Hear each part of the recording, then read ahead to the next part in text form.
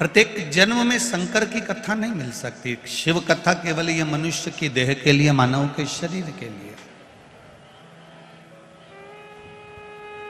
और जब एक बार हम देवाधिदेव महादेव का स्मरण कर लेते हैं, एक बार हम भगवान का भजन कर लेते हैं, एक बार हम शिव भक्ति में लग जाते हैं, तो फिर हम व्यर्थ के विचारों में नहीं फंसते।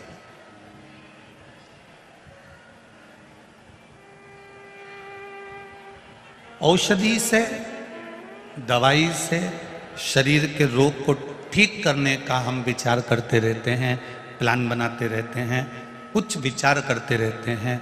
उसी तरह मन में जब काम जागे, लोभ जागे, आसक्ति जागे, वासना जागे, तृष्णा जागे, तब प्रयास करें कि हम भक्ति की ओर अग्रण्य, भजन की ओर अग्रण्य।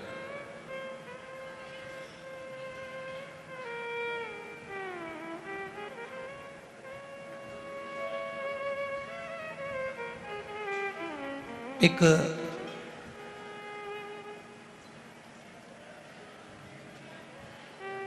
भगवान का भजन करने वाला, बड़ा आनंद में रहने वाला, एक बड़ा प्रिय शिव जी का एक भगत था जिसका नाम था भीमा भगत।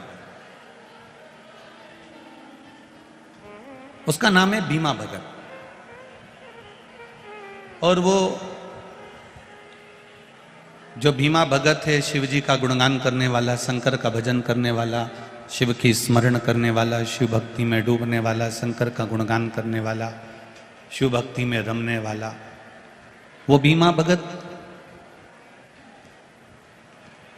अपनी धर्म पत्नी के साथ, अपने परिवार के साथ, अपने बच्चों के साथ भगवान के भजन में लगा रहता था।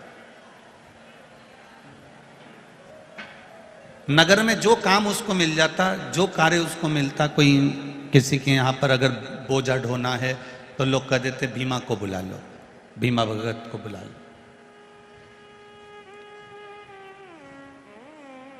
किसी के यहाँ अगर कोई शादी हो रही है, कोई काम बड़ा है, तो कह दिया भीमा भगत को बुला लो।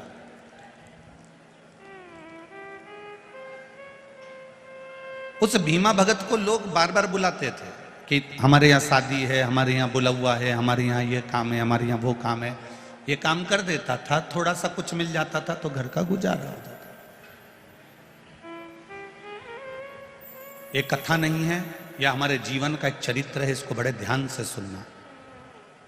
बहुत दूर दूर से आप लोग आए हो, बहुत मन लगाकर कथा सुनना, चित्त लगाकर बैठना।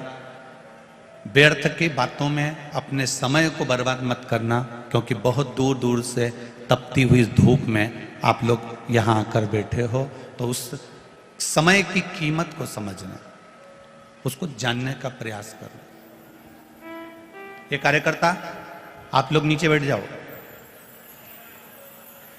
ये जितने कार्यकर्ता हैं यहाँ पर, नीचे बैठ जाओ। आप लोग नीचे बैठ जाओ, वहीं पर बैठ जाइए, वहीं की वहीं बैठ जाओ। जहां पर खड़े हो वहीं बैठ जाइए।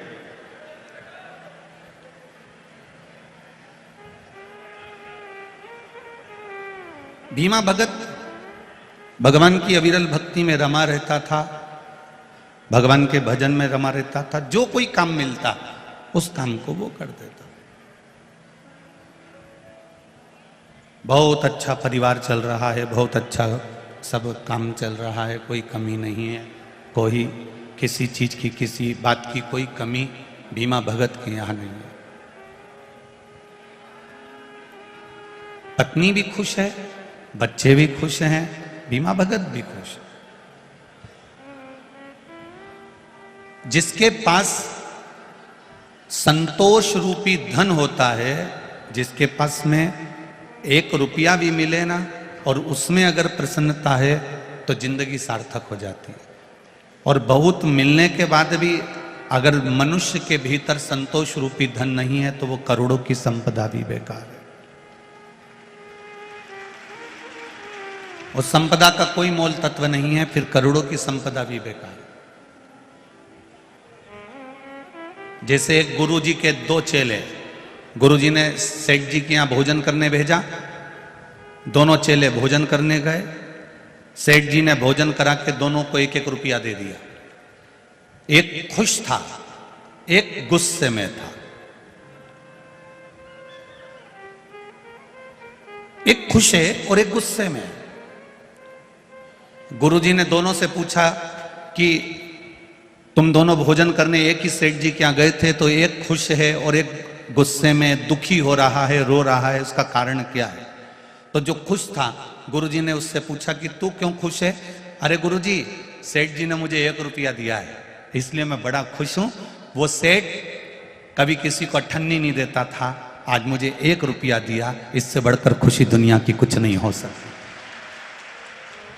अब सेठ जी ने 1 रुपया दिया तो वो खुश हो गए। गुरुजी ने दूसरे से पूछा, तू क्यों दुखी है? तेरे दुख का क्या कारण है? तू क्यों रो रहा है? उसने कहा, सेठ जी के यहां भोजन करने गया था, मैंने सोचा था इतना बड़ा सेठ है, खूब पैसा है, तो खूब जोरदार भोजन कराकर दक्षिणा देगा, पर बताओ उसने 1 रुपया ही दिया। अर्थात गुरुजी ने कहा, तूने अभिलाषा बहुत कर ली थी, बहुत इच्छाएं कर ली थी, इसलिए तू आज रो रहा है। इसने अभिलाषा नहीं करी, इच्छा नहीं करी, इसलिए आज खुश होकर जिंदगी को जी रहा है। भीमा भगत की अभिलाषा इतनी नहीं थी। भीमा भगत को जो मिल जाता था उसमें वो भगवान का भजन करता था। भीमा भगत काशी में रहता और भगवान की भक्ति में डूबा रहता था। उसको कोई मतलब नहीं, जिसने बुलाया, भैया भीमा काम कर दे, हो भाई भीमा ये काम कर दो, हो भाई ये कार्य कर दो, हो भाई, जो बुलाता भीमा भगत वहां चले जाता, अपना कार्य कर आ जाता। 2 रुपया, 5 रुपया, 10 रुपया जो मिलता था उस समय पर, उसमें अपनी जिंदगी को गुजारा कर लेता। एक दिन काशी नरेश को मालूम पड़ा कि ये भीमा भगत है कोई, और भगवान की भक्ति भी करता है, कमाता भी है और अपनी जिंदगी जीता है, किसी से कोई शिकवा शिकायत इसके जीवन में नहीं। काशी नरेश ने भीमा भगत को बुलाया और भीमा भगत को बुलाकर काशी नरेश ने कहा, आज से तुम हमारे यहां काम करो, महीने की 1 सोने की मुद्रा तुमको मिलेगी। भीमा भगत और खुश हो गया, भगवान ने मुझको पहले देता था उसमें भी संतुष्टि थी, अब राजा दे रहा है उसमें भी संतुष्टि। बड़ा खुश हो गया, बड़ा खुश, पत्नी भी खुश, बच्चे भी खुश, भीमा भगत भी खुश। अब थोड़ा थोड़ा पैसा बचने लगा, भीमा भगत जोड़ने लगा, रखने लगा, समय निकलता गया, निकलता गया। एक दिन भीमा भगत राजा के यहां से कार्य कर आ रहा था, इतने में किसी यक्ष ने आवाज लगाई, भीमा इधर आओ। भीमा ने आवाज सुनकर पलट कर देखा, मुझे कौन बुला रहा, इधर आओ भीमा। भीमा दौड़ कर आया, कौन हो तुम? मैं यक्ष हूं, मेरे पास में 5 घड़े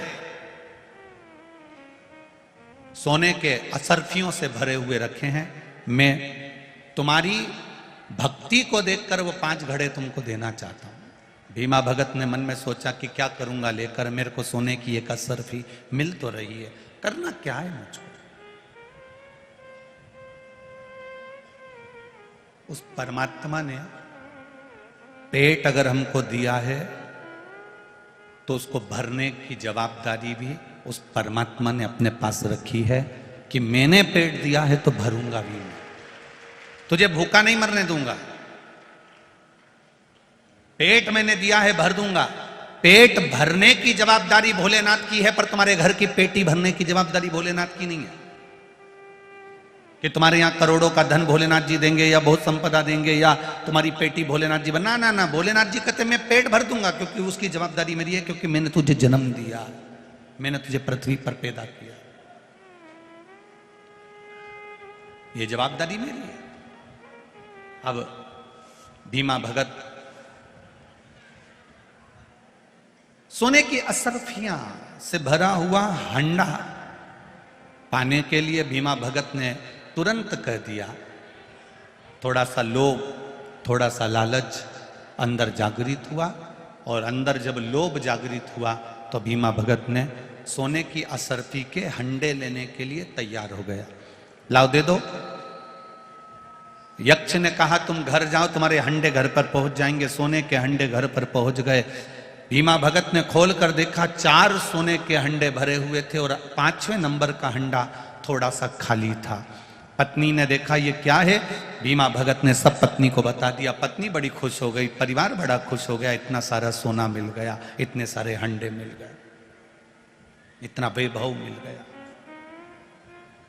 भीमा भगत को बड़ा दुख हुआ।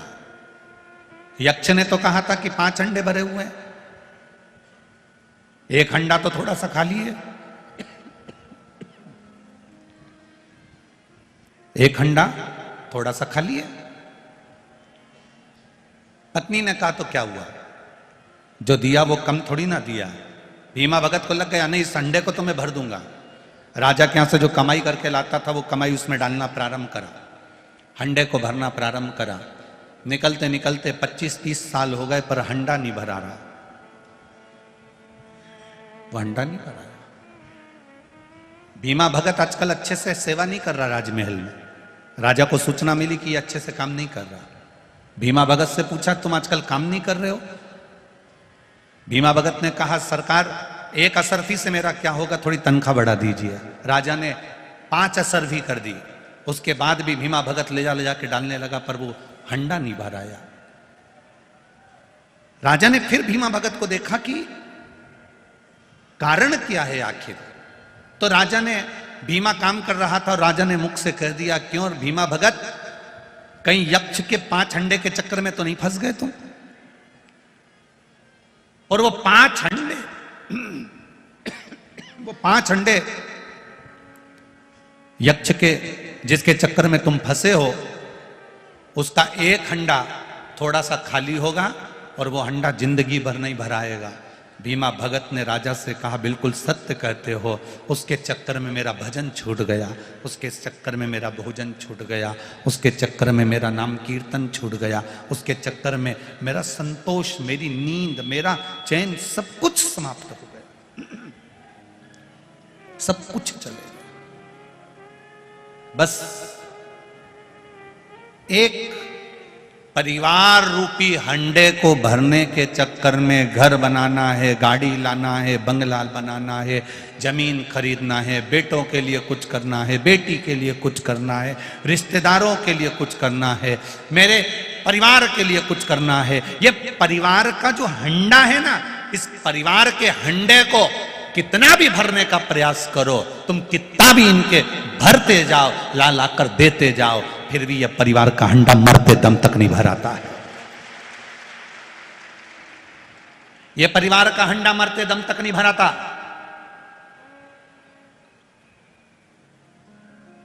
शरीर में बुखार आ रहा है, ठंड लग रही है, शरीर कांप रहा है, तो भी खेत में गेहूं चना काट रहा है। अब कोई पूछे उससे, एक किसान से, दुनिया के लोग कहते हैं किसान सबसे ज्यादा सुखी रहता है। उसका शरीर देखना, धूप में तपा हुआ होगा, एक एक गेहूं के दाने को फटक फटक कर निकाल निकाल कर रखता जाएगा। एक गेहूं का दाना भी इधर उधर नहीं होने देता, पूरा दाना बटोर कर मंडी में लेकर जाता है। और मंडी में जब उस अनाज की कीमत उसकी मेहनत से भी जब कम मिलती है, तब किसान की आंख में आंसू भर आता है।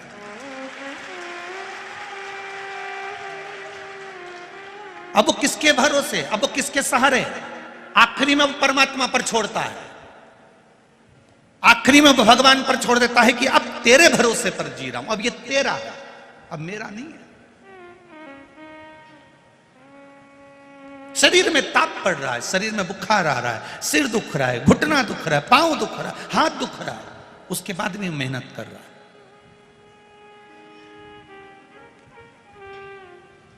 उसके बाद भी वो मेहनत में लगा हुआ है। और किसके लिए कर रहा है? किसान भी 2 रोटी खाता है, 2-4 गिलास पानी पीता है, वो भी जितना तो परिवार वाले ऐश की जिंदगी जीते होंगे, किसान उतना खेत में काम करता है, मेहनत करता है, कमाता है, लाता है। किसके लिए ला रहा है? किराने की दुकान पर काम करने वाला किसके लिए कमा रहा है? कपड़े की दुकान पर काम करने वाला कपड़े किसके लिए बेच रहा है? इतने बड़े बड़े शॉपिंग मॉल डाल रखे हैं, इतने बड़े बड़े व्यापार के केंद्र डाल के रखे हैं, किसके लिए डाल कर रखे हैं? अपने परिवार का हंडा भरने के लिए, किसी दूसरे का हंडा भरने के लिए नहीं। तो भी वो परिवार का हंडा खाली की खाली है। फिर तो महाभारत का वो चरित्र कितना सुंदर होगा, स्मरण करिएगा। अर्जुन, भीम, नकुल, सहदेव, युधिष्ठिर सब जा रहे हैं और जाते जाते इन पांडवों ने देखा,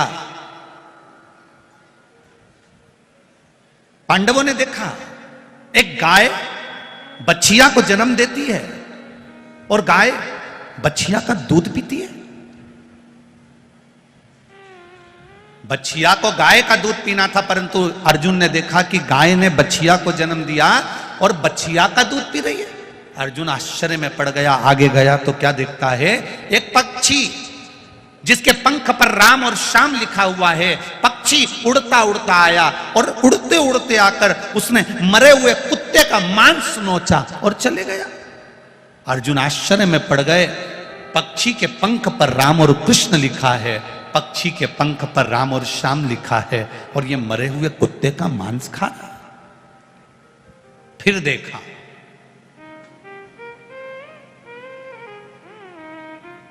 एक हाथी के दो मुंह, दोनों मुख से भोजन कर रहा है तो भी हाथी का पेट नहीं भरा रहा। अर्जुन आश्चर्य में पड़ गया, ये कैसी लीला है? और आगे गया, उसने देखा एक बड़ा सारा पत्थर ऊपर पहाड़ से लुढ़कता लुढ़कता आ रहा है। उसने बड़े बड़े वृक्षों को गिरा दिया। एक छोटे से घास के तिनके ने उस पत्थर को रोक दिया। एक घास का तिनका उस पत्थर को रोक देता। अर्जुन आश्चर्य में पड़ जाते हैं, कैसी लीला है। अर्जुन भगवान कृष्ण के पास गए और उनसे विनती करी, आज मैंने कुछ आश्चर्यजनक चीजें देखी है, मुझे बड़ा आश्चर्य हो रहा है। क्या आश्चर्य है अर्जुन? अर्जुन ने कहा, एक गाय ने बछिया को जन्म दिया। अभी तक मैंने देखा था गाय जिस बछिया को जन्म देती थी वो बछिया गाय का दूध पीती थी, परंतु आज मैंने देखा कि गाय ने बछिया को जन्म दिया और गाय ने बछिया का दूध पिया। फिर मैंने देखा एक पक्षी के पंख पर राम श्याम लिखा है, उड़ते हुए आया, मरे कुत्ते का मांस खाकर चले गया। फिर मैंने देखा हाथी के दो मुंह है, दोनों मुंह से भोजन कर रहा है, पर हाथी का पेट नहीं भरा रहा। फिर मैंने देखा एक बड़ा सारा पत्थर लुढ़कते लुढ़कते आया और बड़े बड़े वृक्षों को, बड़े बड़े पेड़ों को उसने गिरा दिया, बड़े बड़े वृक्षों को उसने गिरा दिया, और एक घास के तिनके ने उस पत्थर को रोक दिया। अर्जुन कहते हैं, मुझे समझ में नहीं आता ये कैसी लीला है। भगवान कृष्ण कहते हैं, अर्जुन अब कलयुग आ गया, ये कलयुग की लीला चालू हो गई। गाय बछिया को जन्म दे रही है और बछिया का दूध पी रही है, उसका मतलब है माता पिता बेटी को जन्म देंगे और उससे नौकरी और सर्विस कराकर उसका जो धन आएगा वो माता पिता खाएंगे। ये कलयुग है। गाय बछिया को जन्म देगी और बछिया का दूध पिएगी। और सुन अर्जुन, पक्षी के पंख पर राम श्याम लिखा है और पक्षी आकाश मार्ग से उड़ता हुआ आया और मरे कुत्ते का मांस खाकर चला गया। अरे ये पक्षी राम श्याम लिखा है, ये राम नाम कृष्ण नाम की चादर को दुनिया के लोग बदनाम कर देंगे। दिन में चादर ओढ़ेंगे और रात में वही कुछ गलत काम कर जाएंगे। ये कलिकाल बड़ा विचित्र रहेगा अर्जुन, बड़ा विचित्र है कलिकाल, इसको समझना होगा।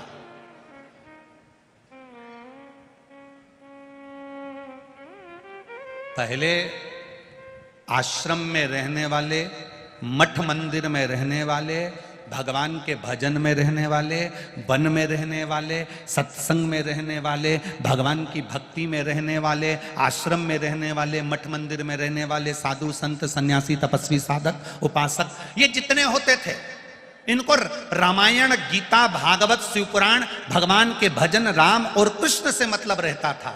पर धीरे धीरे धीरे धीरे धीरे धीरे कलिकाल का प्रभाव बढ़ता गया।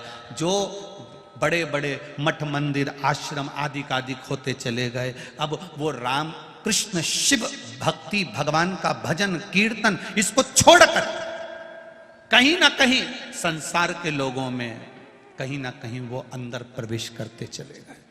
भगवान छूटता गया, रामायण छूटती गई, गीता छूटती गई, पुराण छूटती गई, और जो बड़े बड़े बहुत बड़े बड़े पद पर रहे वो धीरे धीरे संसार के लोगों में भरमाते चले गए। पहले के संत, पहले के साधु, पहले के गुरु, पहले मठ में रहने वाले, पहले आश्रम में रहने वाले, पहले साधु के रूप में रहने वाले, पहले संत के रूप में रहने वाले, पहले के भगवंत, पहले के भजन करने वाले राम और कृष्ण को पकड़ना चाहते थे। आज के जमाने के लोग किसी ना किसी सत्ताधारी को पकड़ने का प्रयास करते हैं कि वो हमारे हो जाएं, वो हमसे जुड़ जाएं, वो हमारे हो जाएं। आज का दुनिया पलट गई है, बदल गई, बदल गई। अर्जुन ने कहा मैंने तीसरा देखा, एक हाथी के दो मुंह हैं और दोनों मुख से भोजन कर रहा है, उसका पेट नहीं भरा रहा। अरे अर्जुन मत चिंता कर, एक एक व्यक्ति की दो दो दुकानें होंगी, दोनों दुकान से कमाएगा तो भी घर का गुजारा नहीं हो पाएगा, ये कलिकाल चलेगा।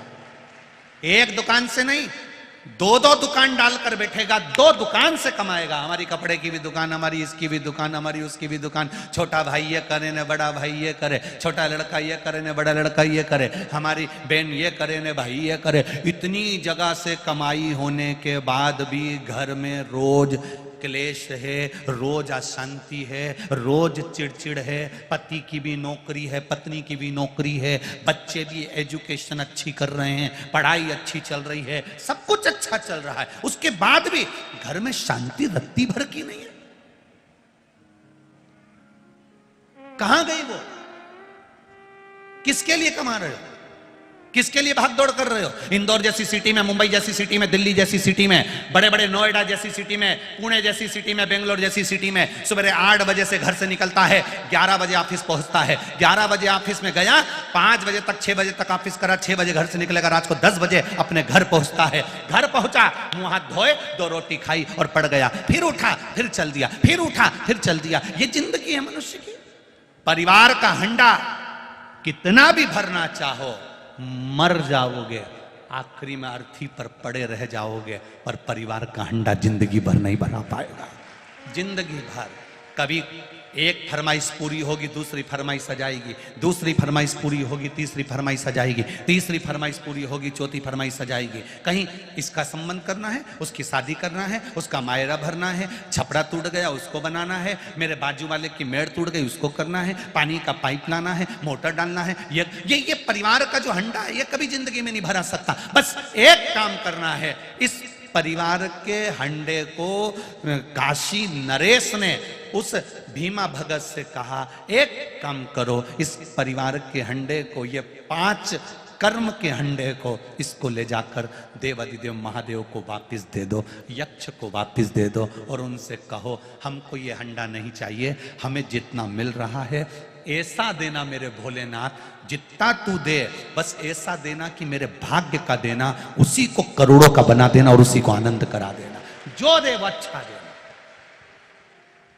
हमें ऐसा धन मत दे देना कि बड़ी बीमारी हो जाए, हमें ऐसी संपदा मत दे देना कि हम रोग से ग्रसित हो जाएं, हमें ऐसा धन मत देना कि हम तिल तिल घटते चले जाएं, ऐसा धन नहीं चाहिए। हमें धन वो देना जो मेरी किस्मत का हो, मेरे भाग्य का हो, मेरे लिए जो रखा हो वो मुझे देना, मुझे दूसरे के हिस्से का नहीं चाहिए, मुझे दूसरे के बेबा। कई लोग चप्पल चुरा कर ले जाएं, कोई लोग चेन चुरा के ले जाए, कोई लोग मंगलसूत्र चुरा कर ले जाएं। ये चोटे दुनिया भर में जितनी जगह कथा होती है वहां चोरी करने पहुंच जाते हैं। इनसे पूछो ये कितने साल से चुरा रहे, लाखों की चेन, 50,000 की चेन, 1 लाख की चेन, 25,000 की चेन, 50,000 की चेन, कितनी बार चुराई होगी, कितनों की चुराई होगी। इतनी बार चोरी करने के बाद भी चोटे आज तक चोटे ही रही है। कित्तों की पानी की मोटर चुरा ली होगी, कित्तों के कुएं का बोर का मोटर चुरा ली होगी, कित्ते के कुएं की मशीन चुरा ली होगी, उसके बाद भी ना जाने कितनों की मोटरसाइकिल चुराई होगी, कितनों की गाड़ी चुराई होगी, उसके बाद भी ये चोटे की, अरे बोलो जम के बोलो, चोटे की चोटे ही रही है। तुम्हारे यहाँ दूसरी पानी की मोटर आ गई, तुम्हारे यहाँ दूसरी गाड़ी आ गई, तुम्हारे यहाँ दूसरी चेन आ गई, तुम्हारे यहाँ दूसरा मंगलसूत्र आ गया, तुम्हारे यहाँ दूसरी घड़ी आ गई, तुम्हारे यहाँ दूसरी चप्पल आ गई। क्यों? उसने तो चोरी करी थी पर देने वाले ने वापिस लौटा दिया। ये उसकी कृपा थी। ये चोर ले, वो चोटा आज तक चोटा है, वो आज तक नहीं सुधरा है, वो चोटा की छोटा ही है। आज भी तुक्तान लगा के आए, ने मोबाइल चुरा लो, नहीं ये चुरा लो, नहीं वो चुरा लो, उसके बाद भी वो चोटा की छोटा ही रिया। और जिसका चले गया उसने फिर नया ले लिया, उस परमात्मा की कृपा से इसके दिन फिर गए, पर वो चोटा की चोटा ही रह गया। वो नहीं उन्नति कर पाया, तरक्की नहीं कर पाया।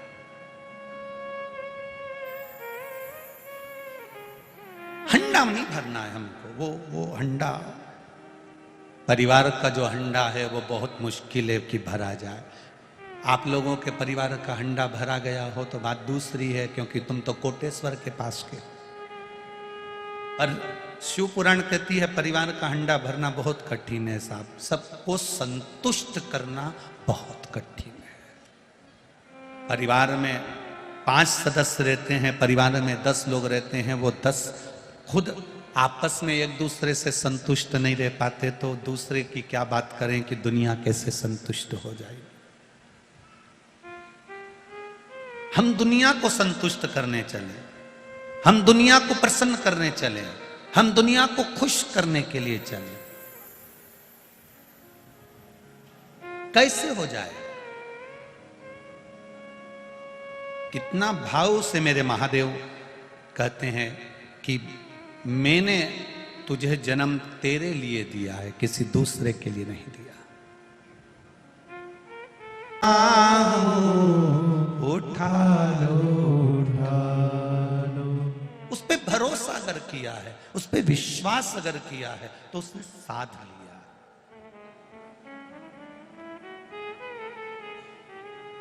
आप लोगों से कहना चाहूंगा, बड़ी दूर दूर से आए हो, धूप में खड़े हो, अपार जन समुदाय, लाखों की भीड़, लाखों भक्तों का आगमन। शरद जी सिसोदिया जी ने कल भी टेंट बढ़ाया, परसों भी बढ़ाया, रोज बढ़ाते हैं, पर तुम रोज उससे ज्यादा बढ़कर आ जाते हो, तो करे भी क्या, विचारणी हो जाए।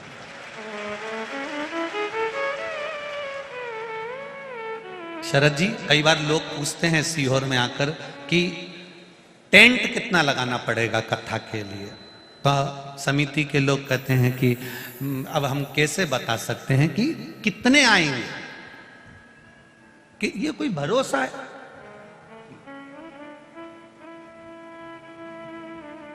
इस जंगल में तो किसी को भी अंदाजा नहीं होगा। रे बोलो सही है कि गलत है? अरे बोलो, जम के बोलो जरा। इस जंगल में किसी को अंदाजा नहीं होगा कि ये लाखों की संख्या में लोग यहां पहुंचेंगे, किसको अंदाजा? पर तेरी कृपा बिना न हिले एक भी अणु, लेते हैं श्वास तेरी कृपा से तनो तनो। अब कोई कह रहा था गुरुजी, लोग गर्मी में से आते हैं पर पंडाल में ऐसे बैठते हैं कि इनको कोई को गर्मी भी नहीं लगती। हमने कहा ये विद्युत विभाग के कितने तो पंखे लगे हैं, पवन चक्की लगी, ये भी तो हिलती रहती दिनों भर। तो कहे गुरुजी इसकी हवा थोड़ी ना आती है।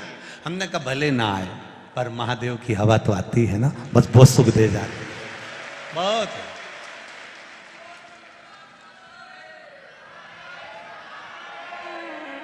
अब शिव भक्ति का बस तत्व ही यही है। परिवार का हंडा नहीं भर सकते, भजन के हंडे को भरना प्रारंभ कर दो,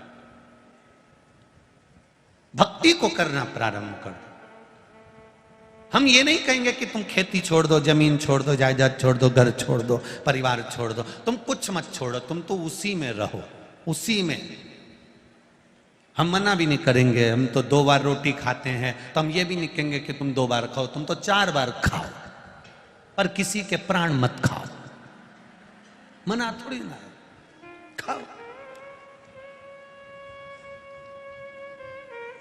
चित्त को परमात्मा में लगाना प्रारंभ करो। उसका भजन, उसका कीर्तन, उसका मंत्र जाप, उसका स्मरण, उसका किया गया एक नाम जाप, श्री शिवाय नमस्तुभ्यम, आपने दिल से जपा है, दिल से कहा है, तो उसने दिल से सुना है, दिल से सुना।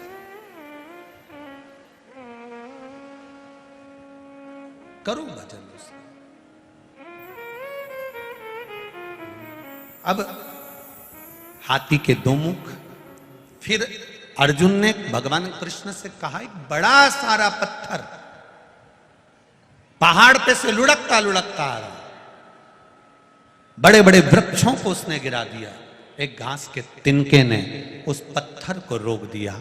भगवान कृष्ण कहते हैं, अर्जुन मत घबराओ, जब कलयुग आएगा बड़े बड़े धर्म शास्त्रों को, नियम को गिरा देगा, केवल एक शिव महापुराण रूपी तिनका ऐसा होगा जो कलयुग को फिर ठहरा देगा। शिव महापुराण रूपी एक तिनका, शंकर का भजन, शंकर का स्मरण। दुनिया के लोग कहते हैं कि ये कलिकाल में हो क्या रहा है, जिधर जाओ लोग एक लोटा जल लेकर शंकर जी के मंदिर जा रहे हैं, बच्चे बच्चे मंदिर जा रहे हैं, बूढ़े लोग मंदिर जा रहे हैं, शिव के भजन में लगे, शंकर के गुणगान में लगे, शंकर के स्मरण में लगे। आज गांव गांव, शहर शहर, पैसे वाला करोड़पति हो, चाहे रोड पर रहने वाला एक साधारण सा गरीबड़ा ठेला चलाने वाला क्यों ना हो, वो भी मजदूर हो, वो भी एक लोटा जल शंकर जी को चढ़ा रहा है। ये कलिकाल में शिव युग आ गया, कलयुग गया, शिव